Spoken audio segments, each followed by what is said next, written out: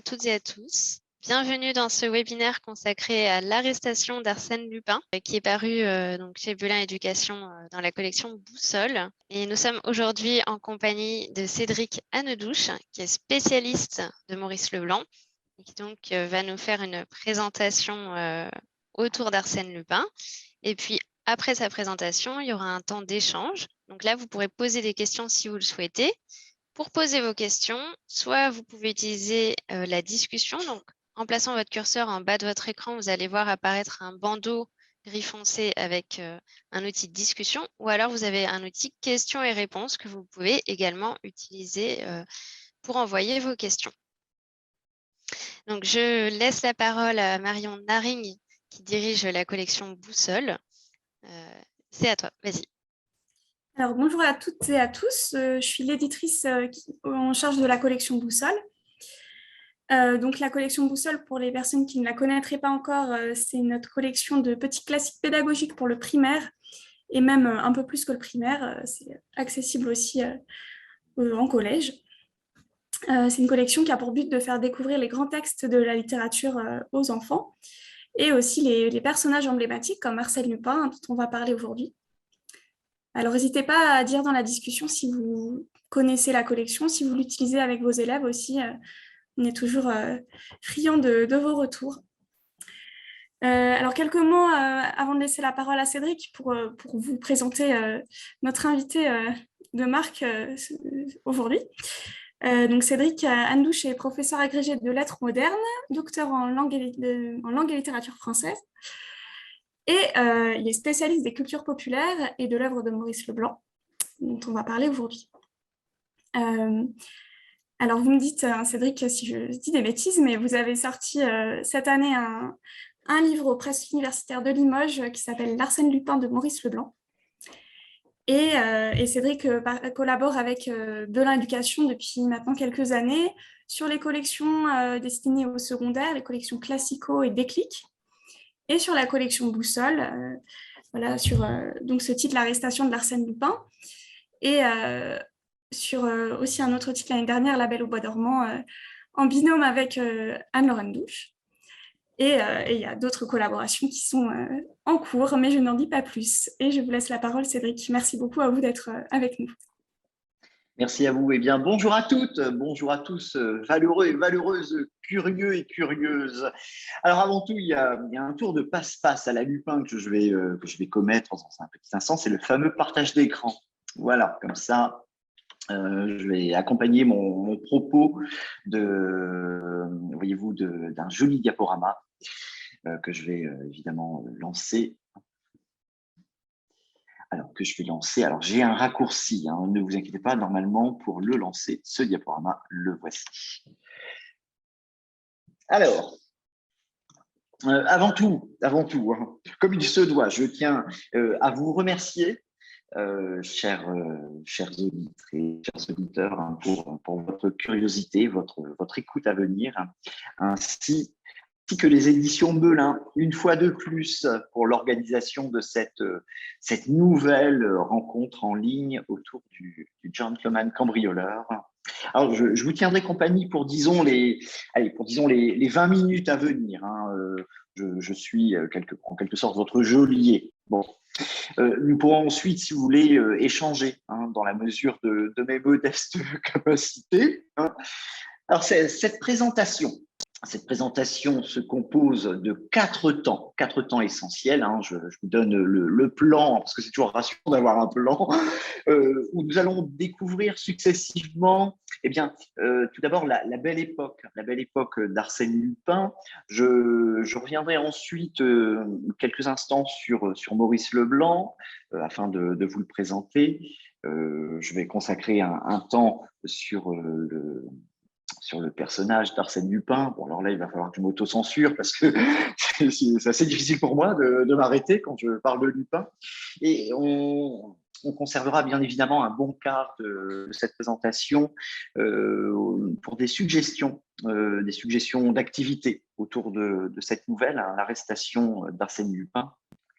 Alors, bien évidemment, hein, uniquement avec des informations très professionnelles et garanties. Hein. Alors, j'en profite ici pour vous recommander également la lecture comme Marion vient de le suggérer, hein, du précieux guide pédagogique qui accompagne l'arrestation Lupin chez Boussole. L'ouvrage que signe Anne-Laure Anne-Douche, hein, mais qui, comme toute super-héroïne, à mon avis, qui se respecte, préfère aujourd'hui rester dans l'ombre et me laisser la parole. Donc, j'en profite. Alors, on va commencer par l'époque, si vous voulez bien, par l'époque. Parce que Arsène Lupin, il naît au cœur d'un moment historique que nous aimons bien souvent appeler, surnommer, après les historiens, la Belle Époque. Alors, pour être un peu plus précis, dans cette Belle Époque, ce sont les années qui se situent avant la Première Guerre mondiale. Qui traîne, alors, dans son sillage, des images assez fantasmées. Hein, je pense à la Goulue, au Moulin de la Galette, les titis parisiens, ou les beaux canotiers des bords de Seine. Vous voyez, c'est un peu tout cela dans l'imaginaire collectif, la Belle Époque. En classe de CM2, c'est évidemment l'occasion de se replonger avec vos élèves dans cette période d'avant-guerre sous un angle neuf. N'hésitez pas, hein, parce que c'est un moment assez charnière qui est précieux et qui se trouve au cœur d'incroyables mutations sociales, techniques, politiques. Hein. C'est l'époque des dragons de la République, hein, ne l'oublions pas. Non, là, je parle à un public averti. En lien avec notre Lupin, rappelons, et là nous sommes au confluent des 19e et 20e siècles, qu'à l'époque, alors c'est à partir des années 1890, hein, il y a un puissant élan de révolte et d'anarchie qui plane sur cette époque, sur une France, disons, qui est insatisfaite, vous voyez, de sa situation depuis la défaite de Sedan. Et on sait comment ça se terminera en 1914. Bon, alors, l'apparition d'Arsène Lupin, ses élans de révolte, son côté cocardier, résonnent dans une certaine mesure avec cet effritement de l'autorité républicaine. Rappelons également qu'entre 1890 et 1900, donc là, je vous rappelle, hein, l'arrestation d'Arsène Lupin, c'est 1905, donc, la dernière décennie du 19e siècle, nous avons une France qui est victime d'actions vengeresses, d'attentats sur le territoire national. Ça explose tout bout de champ, hein. C'est l'ouragan homicide. C'est le temps des ravacholes, de la bande à Bono, mais aussi des premières courses-poursuites en voiture automobile. Alors, le crime, il est partout. Le crime, il est partout. Il envahit les journaux, les faits divers, il fait monter les ventes des quotidiens, hein, notamment à travers la rubrique des faits divers. Et le genre policier qui est alors en construction, se trouve dans ce climat assez tendu, plutôt bien accueilli. Hein, plutôt bien accueilli. Alors, songez à la même époque, vous me voyez venir, hein, aux aventures de Sherlock Holmes. Hein, Sherlock Holmes, c'est effectivement cette dernière décennie du 19e, outre-Manche, même si les traductions fleuves se multiplient en France. Alors, qui est aussi, Sherlock Holmes, un possible prolongement de cette séquence. Hein.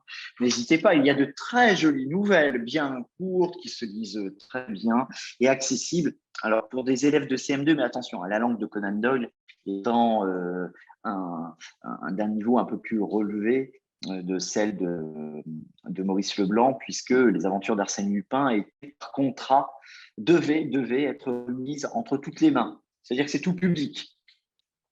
Alors, je reviens à mon sympathique gentleman cambrioleur. Vous voyez, son auteur, Maurice Leblanc, il reprend à son compte et il va personnifier en littérature cet élan libertaire et anarchiste. Alors, d'autres le feront, hein, pensez à Fantomas d'Alain et Souvestre. C'est également la première décennie du XXe siècle, hein, le Fantomas. Alors, celui des romans feuilletons, c'est un affreux Jojo. Hein, ce n'est pas du tout le Fantomas de Humbel adapté dans les années 60-70 et dont je garde forcément des souvenirs tendres. Mais quand on se replonge dans ces feuilletons, c'est vraiment un autre personnage. Alors, Arsène Lupin, vous voyez, il souhaite, en bon anarchiste, se délester de ses amarres sociales. il va effacer les traces de son identité sur les registres des états civils, hein, au service d'anthropométrie. Alors, l'anthropométrie, hein, c'était mis au point par Alphonse Bertillon, sur invitation de Clémenceau à l'époque, hein, qui va fonder les Brigades du Tigre et qui va inviter la police française à revoir ses méthodes. Donc, ça y est, on intègre l'anthropométrie, la scène de crime, les empreintes, vous voyez, tout ça, ça se met en place. Hein, ce sont les experts du début du XXe siècle. Eh bien, Lupin, il est conscient de tout cela et il va demander à effacer, enfin il va le faire lui-même, hein, il va effacer sa carte au service d'anthropométrie. Et quand on enquête sur lui, eh bien, on nous révèle que la fiche d'Arsène Lupin n'existe pas. Alors, parallèlement aux bandes d'anarchistes poseurs de bombes à la Ravachol et tentant de bouleverser l'ordre social, on va voir se déployer sur le territoire français tout un ensemble de bandes de cambrioleurs. C'est assez à la mode, hein, au début du XXe siècle. D'ailleurs, le mot fait son entrée dans le dictionnaire. Hein. C'est celui qui rentre la chambre, le cambrioleur, étymologiquement. Alors, c'est dans cette perspective que le pays va découvrir une figure assez originale, celle d'Alexandre Marius Jacob. Et pendant plus de 6 ans, cet Alexandre Marius Jacob, de 1899 à 1905, hein, l'année de son arrestation, 1905, bon, Alexandre Marius Jacob et sa bande qu'il surnomme, alors comment il surnomme les travailleurs de la nuit. Les travailleurs de la nuit. Alors, sa bande et lui, ils vont multiplier les larcins. Jacob doit en particulier, je vais vous raconter 2 de ses aventures, hein, sa première renommée au vol ingénieux du Mont-Piété de Marseille. Alors c'est daté, hein, c'était repris par les faits divers de l'époque, ça date du 31 mars 1899. Alors, comment il fait pour cambrioler ce mont de Piété? Eh bien, il va se rendre sur place avec deux acolytes. Ils vont se présenter sous l'identité d'officiers de la loi et ils vont demander à parler au commissionnaire principal du Mont-Piété. Ils vont lui révéler qu'il est soupçonné dans une affaire de meurtre et que ce monsieur doit évidemment les suivre jusqu'au bureau du procureur. Et pour cela, il faut des pièces à conviction. Donc ils vont aller se servir dans la réserve du mont de Piété.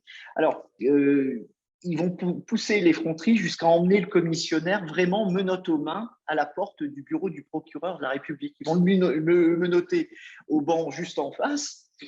Et puis le pauvre bourre va attendre quelques heures qu'on vienne le libérer. Alors, une autre fois, alors qu'il opère un nouveau cambriolage, alors Lupin, il ne parle pas de cambriolage, hein. Lupin parle de déménagement, vous voyez, c'est un autre style. Jacob va se rendre compte qu'il se trouve dans la maison de l'auteur Pierre Loti. Alors, il cesse aussitôt les hostilités. Il va quitter les lieux, non sans avoir déposé, et vous voyez le gentleman cambrioleur arriver, hein, non sans avoir déposé un billet de 10 francs pour faire réparer la fenêtre qu'il vient de briser. Il lui laisse même un petit mot. Alors, tout comme Lupin, Jacob, il aime cultiver l'art du déguisement, les jeux de rôle. Alors, le personnage de Maurice Leblanc, il va reprendre à son compte, évidemment, hein, c'est un personnage dans l'air du temps, l'une des caractéristiques qui est vraiment en vogue dans une forme de criminalité de son époque, ce qu'on va retrouver quelques temps plus tard dans la série également des Fantomas. Ou pensez également aux aventures de Joseph Rouletabille. Alors pensez-y, hein, dans votre séquence. Moi, j'aimerais bien, vous voyez, voir ce genre d'activité. Enfin, j'y pense. Faut vraiment penser à construire ce genre de choses pour prolonger ce thème du masque. Des activités autour des mots trompeurs. Alors, les mots trompeurs, qu'est-ce que j'appelle les mots trompeurs? Eh bien, ce sont les anagrammes, les paronymes, les homonymes. Vous voyez, des mots à la Lupin. Ces exercices, je pense qu'ils seraient assez bienvenus, hein, ils trouveraient leur place dans votre séquence. Bon, n'hésitez pas à me faire un retour. Hein. Alors, maintenant que le décor est planté, passons au père de la créature, à Maurice Leblanc. Alors, je vous en touche juste un mot parce que j'aime bien que l'on ait des données biographiques sur sur les créateurs, hein, qui ne sont pas justement que des férus de bibliothèque, hein, ils ne vivent pas enfermés dans la bibliothèque, ils ont une vie comme vous, moi, et il est important que nos élèves aient conscience de cette réalité. Alors, Maurice Leblanc, il est né en 1864 à Rouen, forcément, en Normandie, hein, c'est la terre lupinienne par excellence. Alors, il est né, comme la plupart des auteurs du 19e siècle, dans une famille normande assez aisée. Il va suivre une scolarité brillante au lycée Corneille, durant laquelle il va recevoir bon nombre de prix, hein, des prix d'excellence, des prix d'éloquence. Et puis, tout doucement, l'âge d'homme arrive. L'âge d'homme arrive, tout comme son refus catégorique de reprendre l'entreprise familiale. Donc, il va s'installer à Paris en 1888. Suivez bien la chronologie, hein, 1888. Alors, l'année suivante, il va épouser la déjà fortunée Marie-Ernestine Lalanne. Alors, pourquoi je vous parle de ce mariage ? Même s'ils ne s'entendent pas trop, hein, tous les deux, hein, ils divorceront 7 ans plus tard. Mais avec ce mariage, il va acquérir un confort financier qui va lui permettre de s'adonner à sa passion de l'écriture. Hein. Vous allez voir le chanceux, puisqu'il passe désormais l'hiver à Nice et puis l'été en Normandie, à Vaucotte, là où il rêve de rencontrer son maître, hein, Maupassant, à Étretat. Alors, il donne sa première nouvelle, hein, qu'il intitule Le Sauvetage, dans la revue illustrée en mars 1890. Ça y est, c'est lancé. Alors, c'est la première nouvelle dont on garde une trace, hein, signée Maurice Leblanc, dans laquelle on parle déjà d'un Dandrézy. Alors, c'est 15 ans avant le premier Lupin, hein, le nôtre, hein, l'arrestation. L'intrigue repose dans Le Sauvetage sur une tragédie assez macabre qui se joue un jour de fête. Et un peu plus tard dans l'année, il va publier son premier recueil à compte d'auteur, Des couples, recueil de contes qu'il va dédier au maître Guy de Maupassant. Alors, mais ce n'est pas encore la consécration, hein. Il va falloir attendre quelques temps. Maurice Leblanc, il va alors rentrer au Gil Blas, le journal. Alors, pourquoi le Gil Blas ? C'est parce qu'on a beaucoup d'auteurs, hein, qui sont passés, notamment Maupassant, par le Gil Blas. Donc, il espère suivre le sillon des grands maîtres. Et il va publier, accrochez-vous, quasiment un conte par semaine pendant presque 10 ans. Alors, il fait aussi paraître en 1893, et là je vous donne ses productions de l'époque, son premier roman, Une femme. Et il va débuter une intense période de production, hein, avec, à côté de ces nouvelles, quasiment un recueil ou un roman par an jusqu'à la fin du siècle. Alors, les retours. Les retours sont bons dans la presse. On loue ses caractéristiques stylistiques, ses élans, ses petites innovations, mais rien de bien concret. C'est-à-dire qu'il n'est pas encore dans l'air du temps. C'est-à-dire le succès se fait vraiment attendre, hein. La carrière littéraire de Maurice Leblanc s'enlise. À cela s'ajoutent des ennuis de santé, sa séparation. Bon. Alors, vous avez compris, les temps sont durs, hein. Alors, pour le soutenir, parce qu'il a quand même de bons copains, son ami Henri Desgranges, qui tient un quotidien, eh bien, Henri Desgranges, il va lui demander quelques comptes sportifs pour le journal qu'il vient de lancer, hein. Alors, ce journal, c'est l'auto-vélo, à qui l'on doit la première édition du Tour de France en 1903, hein, puisque si on lance le Tour de France en 1903, c'est un coup de pub, hein, c'est pour faire tourner les caravanes derrière et puis vendre les quotidiens. Alors, ces récits qu'il publie dans l'auto-vélo vont former le recueil Gueule rouge, 80 chevaux. Non plus, ça ne fonctionne pas. Et pourtant, c'est digne de grandes prouesses stylistiques. Alors, Maurice Leblanc arrive à 40 ans et il n'a toujours pas obtenu le succès tant espéré. Et vous l'avez compris, Lupin Lupin n'est donc pas son premier amour littéraire, hein. C'est pas du tout même son grand amour littéraire, mais en 1905, il est quasiment au bout du rouleau. Et Leblanc, bon, alors c'est un expert en littérature, hein, il a à son compte plusieurs centaines de contes et nouvelles, mais ignoré du public. C'est un expert, mais un expert ignoré du public. Bon, c'est pas ce qui l'intéresse, hein. Alors, mais comme vous le savez, c'est souvent dans l'adversité que surgit l'opportunité. Bon, alors il rencontre un autre ami, également directeur de magazine. Alors, ce monsieur, c'est pas n'importe qui, c'est Pierre Lafitte. Alors, Pierre Lafitte, c'est un tout grand monsieur de l'édition du début du XXe siècle, hein, à qui l'on doit bon nombre de magazines comme Femina ou le premier magazine en couleur, Excelsior. C'est un des premiers également à avoir l'idée d'installer ses bureaux sur les Champs-Élysées et à installer des ascenseurs à l'intérieur. Vous voyez, c'est le grand luxe, hein. Et bien, Pierre Lafitte lui fait cette proposition, hein. Il recherche un auteur capable de damer le pion en France à ce satané Sherlock Holmes. Enfin, à Conan Doyle. Alors, l'homme d'affaires, il s'apprête à lancer un nouveau magazine. Et, ce magazine, c'est Je sais tout, qui est principalement destiné à un public bourgeois.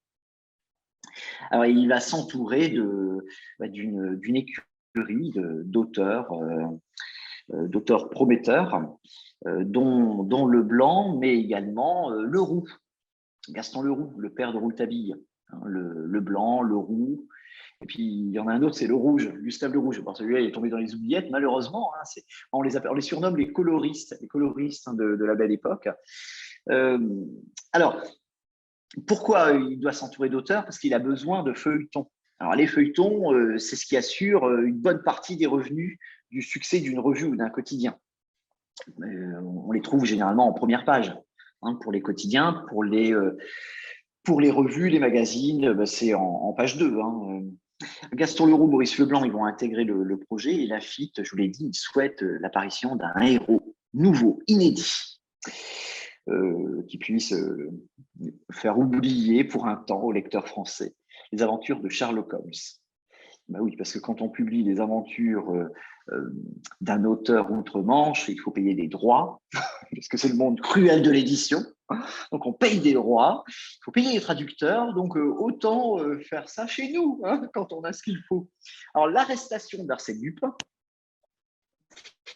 va paraître dans le Je sais tout du 15 juillet 1905. Ce n'est pas le premier numéro de Je sais tout, hein. Ça va être le 5e ou le 6e, c'est-à-dire que Maurice Leblanc se fait un peu désirer, hein.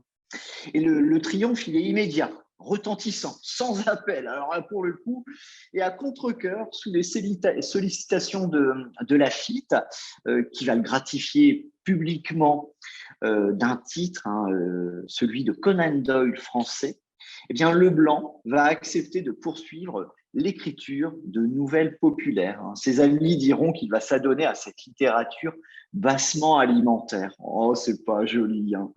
Bon, alors, suite au succès de ses premiers lupins, Maurice Leblanc, figurez-vous qu'il va connaître la consécration. Il va entrer dans la prestigieuse Société des gens de lettres. Il va même obtenir, comble de l'ironie, la Légion d'honneur grâce à ses lupins. Bon. Allez, je vais vous parler d'Arsène Lupin. Et c'est à ce moment-là que je dois me montrer économe.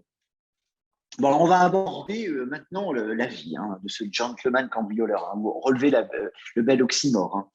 Alors, ces aventures sont si nombreuses, elles s'étalent sur presque 40 ans, hein, qu'elles permettent aux lupiniens, aux lupinophiles, hein, dont votre serviteur, de reconstituer une biographie qui est assez bien fournie, à peu près, qui est peu contradictoire. Alors, quand je vous parle d'aventures nombreuses, je vous donne quelques chiffres, hein, c'est 18 romans, 39 nouvelles et 5 pièces de théâtre. Alors ça, c'est le canon officiel de Lupin. Et ensuite, vous aurez tous ses successeurs. Alors, Arsène Lupin, dans ses aventures, il serait né aux alentours de 1874. Alors, ses parents, c'est une aristocrate, Henriette d'Andrézy, et un professeur de boxe, d'escrime, escroc, Théophraste Lupin, un roturier. Vous voyez, donc c'est un mariage morganatique. Hein. Donc Lupin, de son nom de naissance, Arsène Raoul Lupin d'Andrézy, c'est une sorte de déchiré de naissance. Hein. Il appartient à aucun des deux mondes. Alors Arsène Lupin va débuter très vite sa carrière, à l'âge de 6 ans. Vous voyez, hein, quand on est doué, c'est le HPI, le HPI du vol. Alors, il va commencer à 6 ans par le vol du fameux collier de la reine, des Dreux Soubise. Oui, c'est celui de la série. Hein. Alors ça, c'est en 1906, dans le collier de la reine. C'est une petite nouvelle. En 1800, alors, bon, je vous en touche un mot quand même, parce que le collier de la reine, à mon sens, c'est le premier préquel de la littérature. C'est la première fois qu'un auteur revient sur l'enfance de son héros. Vous pouvez chercher ça avant, mais je l'ai fait, je l'ai jamais trouvé. Bon. Donc en 1894, il est âgé de 20 ans et il va faire la rencontre de la terrible comtesse de Cagliostro, qui va l'initier au secret des trésors des rois de France. Et beaucoup de ces aventures, en fait, sont structurées autour de grandes quêtes au trésor. Pensez à l'Aiguille Creuse. C'est un trésor qui est lié au secret des rois de France.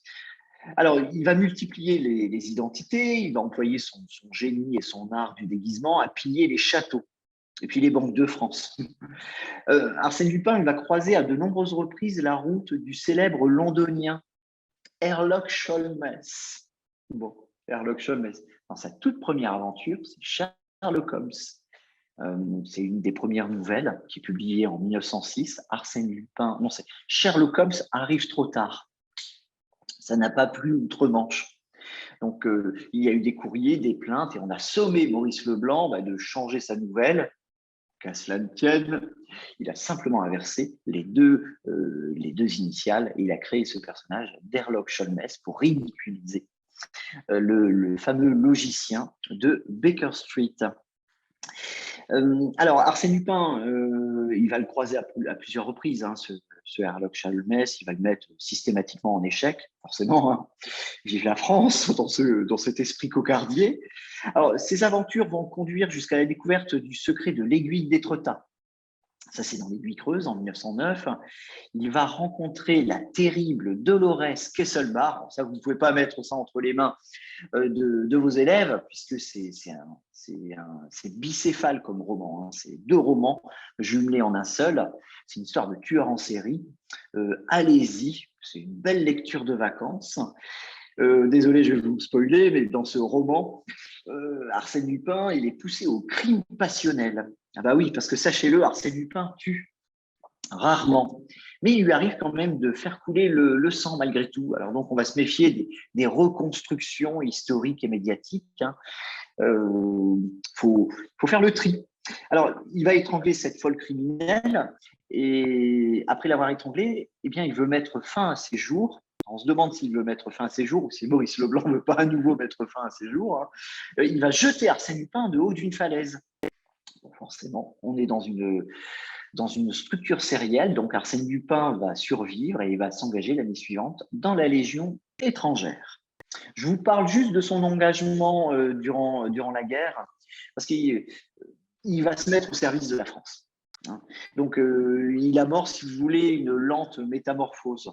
Il va soutenir activement les forces alliées, l'éclat d'obus en 1916, le Triangle d'Or en 1918, l'île aux 30 cercueils, dont on a pu revoir dernièrement une transposition en 1919.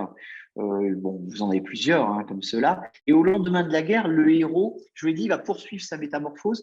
Il va cesser ses extraordinaires méfaits de cambrioleur et ses aventures historiques, et il va devenir un auxiliaire précieux de la justice française. Oui, oui, vous avez bien entendu. Alors, Arsène Lupin, c'est l'homme aux 1000 visages. Hein, il est capable de modifier son apparence. Ça, je vous l'ai expliqué. Hein.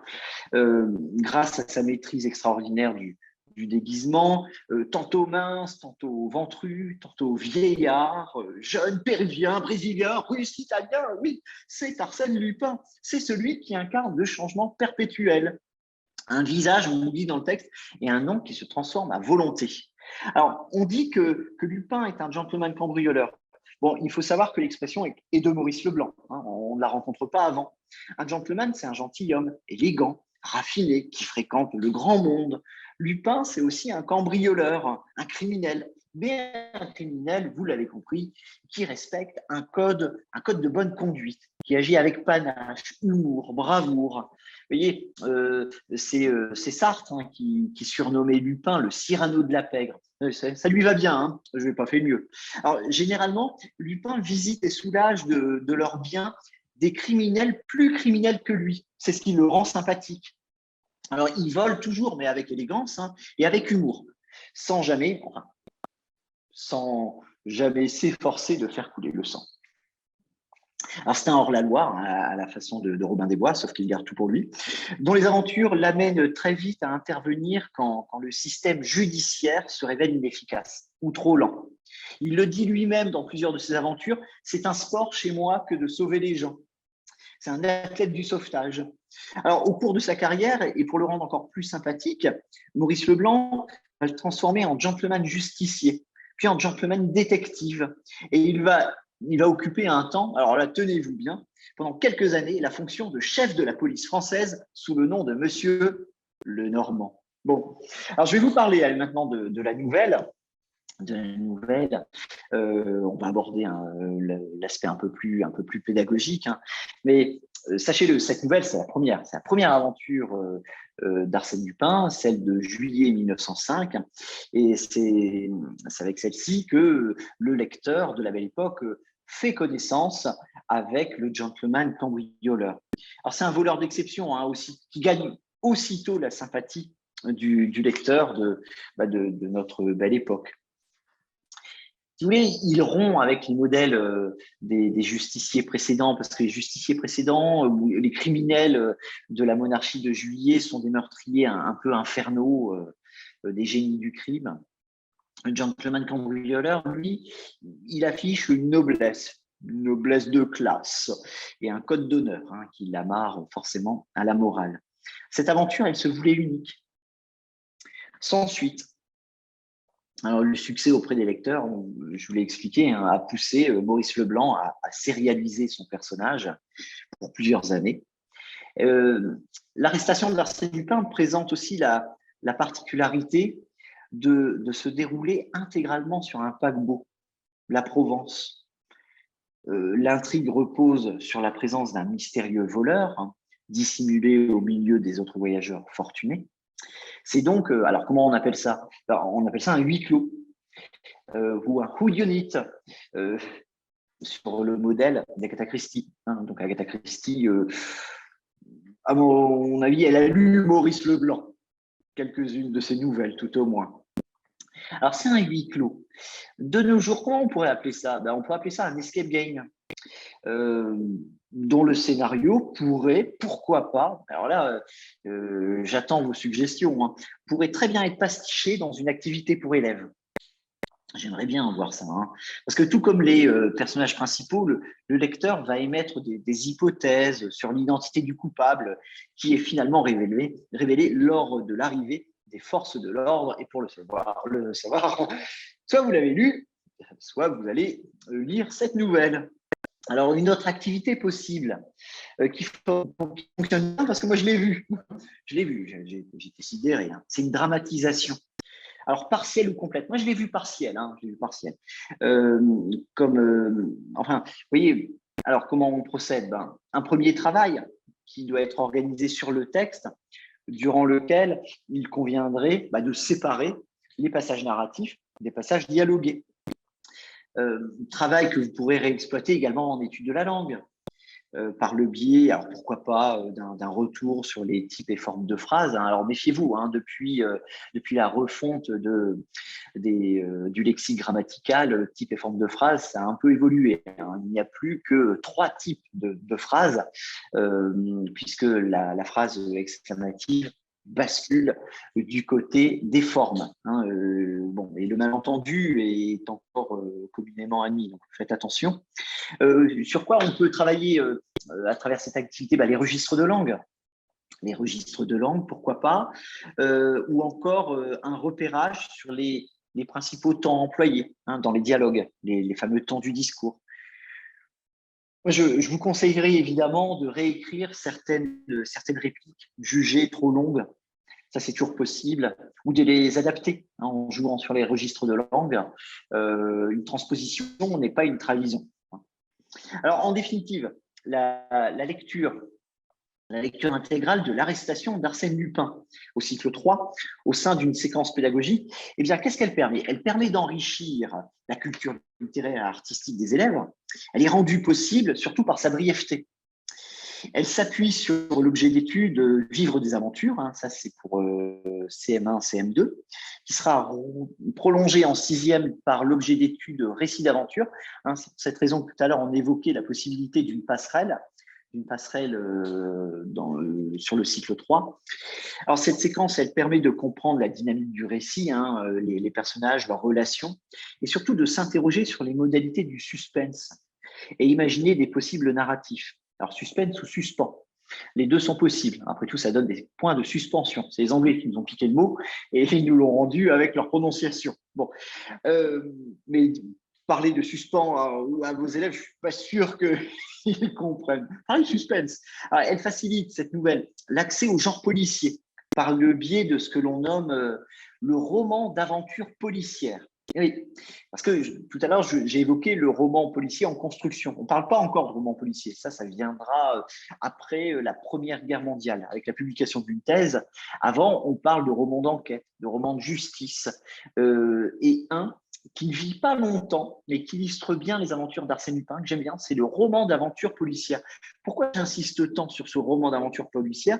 Parce que c'est celui qui, à mon sens, reste la grande référence, consciente ou non, chez les auteurs contemporains pour la jeunesse. Vous avez pensé au Club des 5, c'est du roman d'aventure de jeunesse, du roman d'aventure policière. Pensez à Scooby-Doo également, ou à cette collection Sherlock, Arsène et moi. Bon, et puis bien d'autres encore. Tout cela, ça fonctionne sur le même canevas. Vous avez de la déduction, vous avez de l'observation, mais vous avez également de l'action.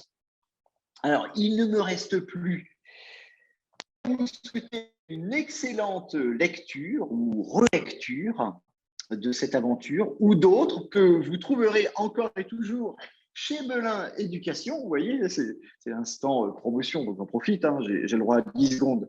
Alors, en ce sens, privilégiez quand même et surtout des éditions à noter, puisqu'on a affaire à des ouvrages qui sont libres de droit, c'est vrai, vous pouvez les trouver sur Gallica, mais il n'empêche que sans accompagnement, sans notes, sans contextualisation, ça reste des ouvrages un peu trop fermés sur leur époque.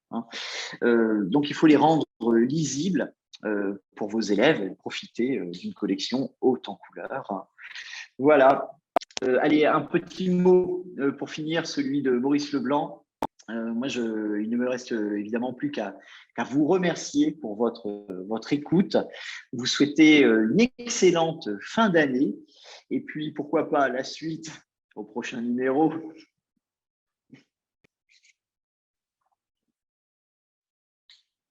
Merci beaucoup Cédric Anadouche pour cette présentation très stimulante et très riche.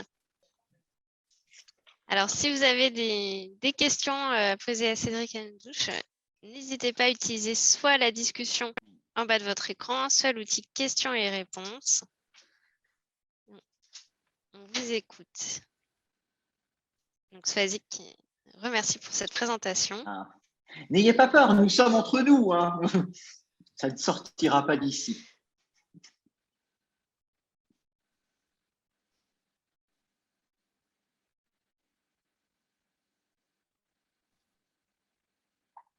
Alors bien évidemment, vous voyez, cette présentation, elle est professionnalisante.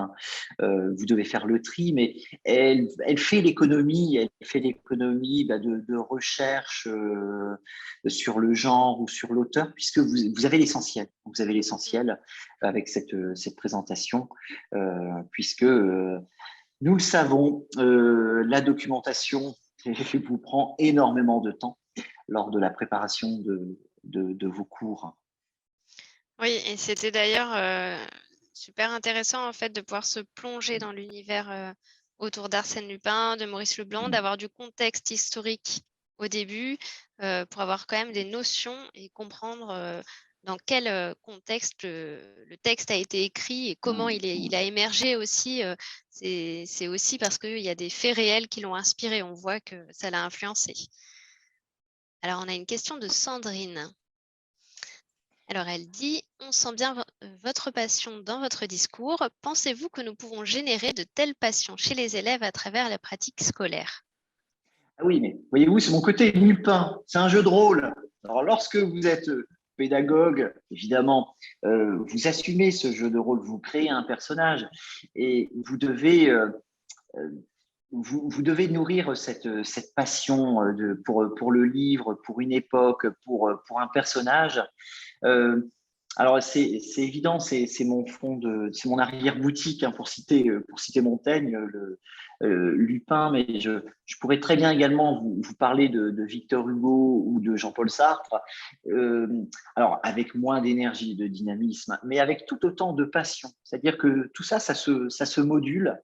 Ça se module et c'est vraiment important que vous soyez conquis avant de transmettre, parce que vous ne pouvez transmettre que ce que vous appréciez et ce que vous maîtrisez. Vous voyez, c'est Aristote, hein, je vous renvoie à Aristote, parce que pour lui, le bon, celui qui maîtrise la rhétorique, celui qui maîtrise l'éloquence, c'est l'individu qui va trouver une adéquation entre sa personnalité et puis le sujet de son discours. Donc, c'est pour ça qu'on joue sans cesse la comédie. En fait, on hypertrophie un peu nos qualités. Oui, merci pour votre réponse et d'ailleurs, je rebondis, sur ce que vous dites. Il y a vraiment un aspect théâtral pour moi, dans ces textes.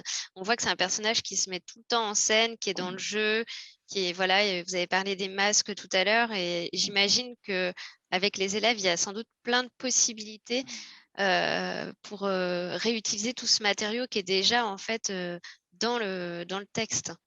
Oui, ce n'est pas un hasard, vous voyez, si un an après la parution des premières aventures d'Arsène Lupin, eh bien Lupin trouve la consécration au théâtre. Il est aussitôt adapté, hélas, parce que le théâtre, c'est la grande consécration. Vous voyez, c'est l'équivalent aujourd'hui de l'adaptation sur le grand écran ou sur Netflix ou Disney+. C'est la grande consécration, hein. Donc, c'est un personnage qui se joue de la scène. Et quand on analyse l'ensemble de ces ouvrages, c'est un personnage qui use vraiment des artifices du théâtre. C'est-à-dire que le lexique du théâtre, il est très présent dans les aventures. Il se met en scène. Vous voyez, les coups de théâtre, ça, il adore ça. Il va arriver à la dernière seconde de la dernière minute. C'est le coup de théâtre.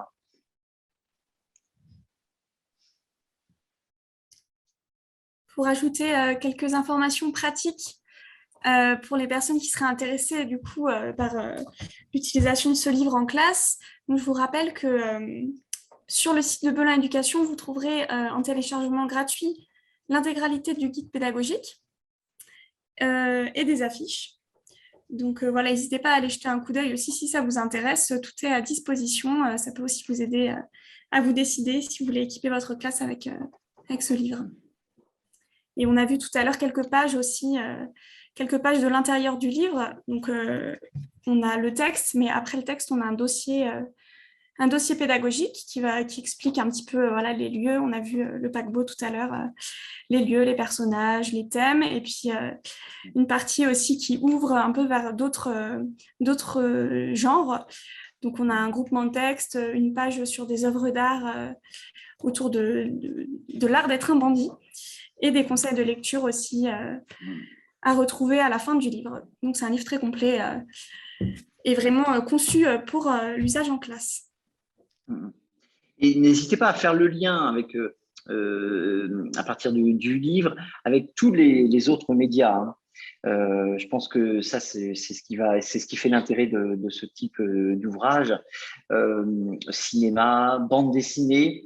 Dernièrement, alors c'est aux éditions, alors c'est Takashi Morita, l'auteur qui a ressorti le manga. Vous avez trouvé l'arrestation d'Arsène Lupin. Donc là, pour le coup, faites le lien entre, c'est assez fidèle, hein, entre le texte et la BD, ça fonctionnera à merveille. Bon. puisqu'on a affaire quand même à des lecteurs qui sont sensibles à ce type d'ouvrage. Alors, il y a Perrine qui nous dit « Merci à vous, j'utilise toujours en dernière période un ouvrage de la collection Boussole en lecture suivie et cette année, c'était le tour du monde en 80 jours. Et puis l'an prochain, ce sera Arsène Lupin. » Super, et à ce moment-là, n'hésitez pas à revenir vers nous pour nous raconter comment vous avez organisé vos séances, qu'est-ce que vous avez mis en place avec vos élèves, parce que ça nous intéresse beaucoup. Si vos élèves ont été conquis. Oui, un retour de vos activités, n'hésitez pas, les éditrices feront la navette avec moi. Moi, je suis toujours preneur de voir de quelle manière vous arrivez à faire passer ces textes. Et n'oubliez pas, ces textes font partie de la littérature. Alors, ce n'est pas la littérature, vous voyez, la grande littérature. Alors ça, c'est pas bien de dire ça, parce que la littérature dite canonique, anthologique, celle des programmes scolaires, c'est au format je sais pas, vous voyez, c'est tout petit par rapport à l'ensemble de ce qu'on appelle la paralittérature. C'est une goutte d'eau.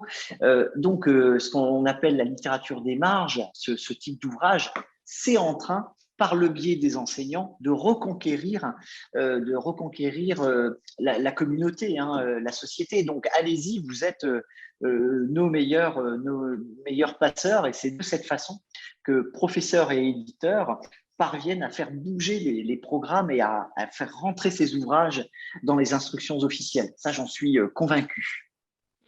Tout à fait. Et puis, à mon sens, les programmes officiels, ils sont voués à être transformés en permanence. Et ce qu'on qualifie à un moment donné de littérature canonique peut ne plus l'être après, etc. Enfin, tout ça, sont des frontières à amener à bouger. Alors, il y a Charles qui dit « Merci encore pour le partage de votre travail et encore merci pour les ressources mises à disposition. » Et bien, de rien. Et n'hésitez pas encore une fois à nous faire part de tous vos retours sur voilà, votre lecture et vos travaux avec vos élèves. Moi, je pense aussi à un aspect, alors je ne sais pas s'il est facile à travailler avec des élèves de primaire, mais c'est cet aspect en fait d'un personnage que finalement Maurice Leblanc ne souhaitait pas vraiment développer au départ et qui va dépasser en fait quelque part sa volonté. Donc de cette image un peu de l'écrivain qui se retrouve poursuivi par son personnage et il a beau essayer de le faire mourir, voilà, il va toujours revenir parce que ce personnage est vraiment très très populaire et embarque tous les lecteurs avec passion. Ça ferait un joli groupement de textes. Voyez, moi, c'est ce que j'appelle le complexe de Frankenstein. Parce que vous connaissez James Bond, vous connaissez Tarzan, vous connaissez Zorro, vous connaissez Sherlock Holmes. Est-ce que vous êtes capable de me donner dans l'ordre les noms des auteurs? La plupart, non. Et c'est vraiment le complexe de Frankenstein, c'est quand la créature vient phagocyter le nom de l'auteur et il ne peut pas s'en débarrasser. Voilà. Conan Doyle avait le même problème. En 1890, il s'est débarrassé de Sherlock Holmes.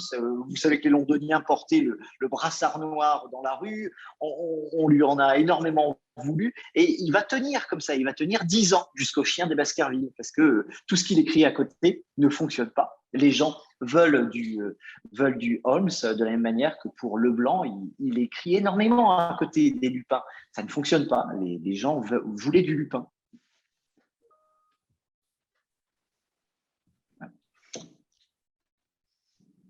Alors, si vous avez d'autres questions, c'est le moment.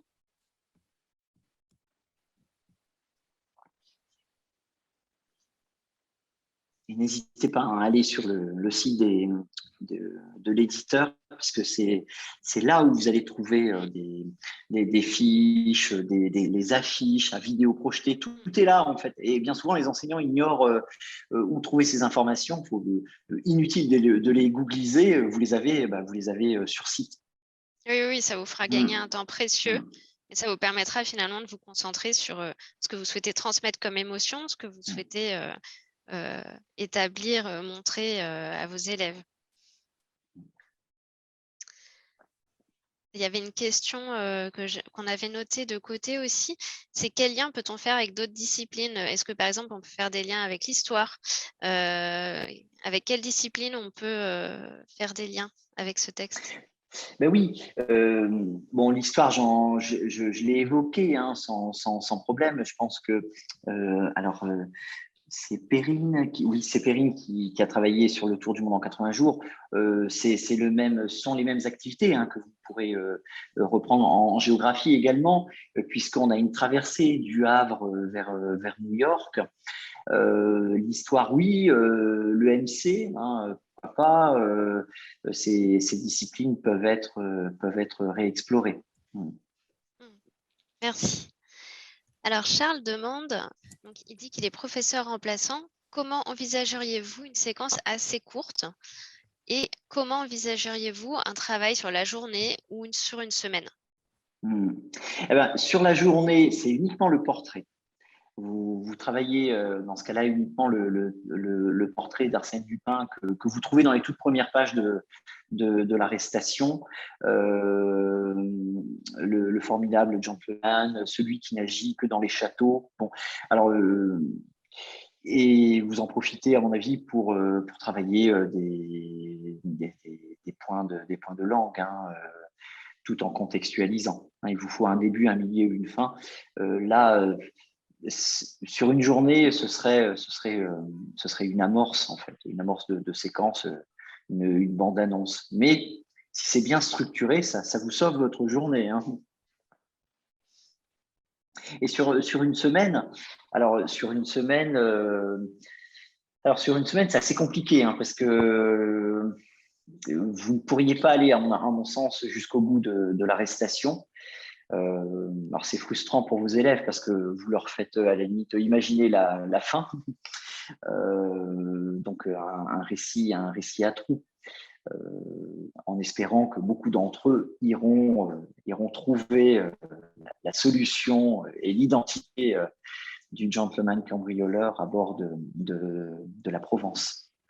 Vous voyez, c'est de cette façon-là que c'est un texte court qui se fragmente naturellement puisque sa parution était fragmentée en feuilleton.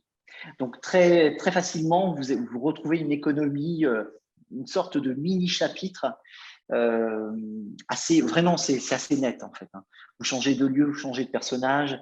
Vous savez qu'à ce moment-là, vous pouvez couper le passage et puis passer au suivant par une ellipse. Vous pouvez peut-être aussi proposer certains passages en lecture offerte si, si le temps est compté. C'est aussi une solution pour que les élèves puissent profiter du plaisir de la découverte du texte en entier. Et puis voilà, se concentrer ensuite sur des points plus précis, mais ce serait dommage quand même de ne pas arriver au bout.